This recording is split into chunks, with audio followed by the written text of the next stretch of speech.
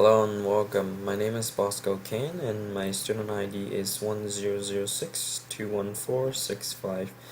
And today I'm gonna continue where I left off in Superblog 1, and I found two implementations. One is for indirect lighting and the other one is for color grading. So for indirect lighting, we need to use this math formula called disk to disk form factor, and it has an A multiplied by cos theta of E, and then multiplied by cos theta of R divided by pi multiplied by R squared plus A.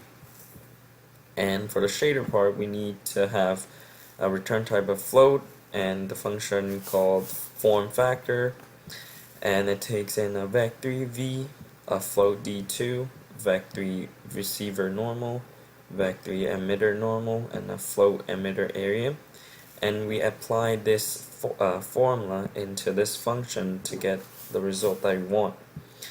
And the step one, we need to calculate the amount of light reflect off the surface of the objects, and then we calculate the ambient occlusion, which is exposure value, and then last we find out the diffuse lighting value when it reaches to each vertex on the objects using the ambient occlusion value.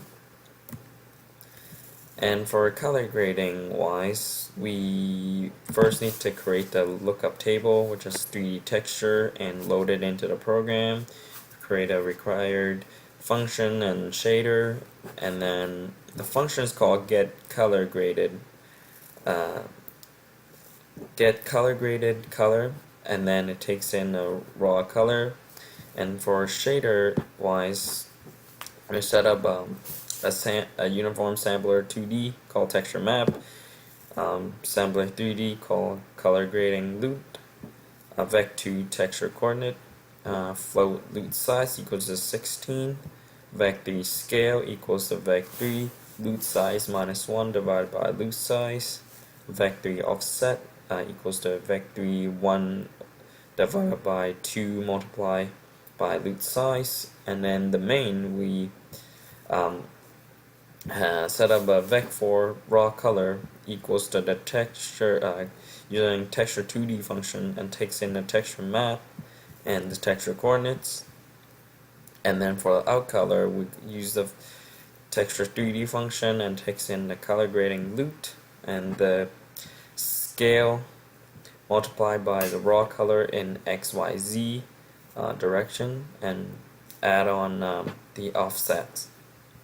And then we render the scene to a render target, and then we render this render target to scene using the color grading pixel shader, which is right here.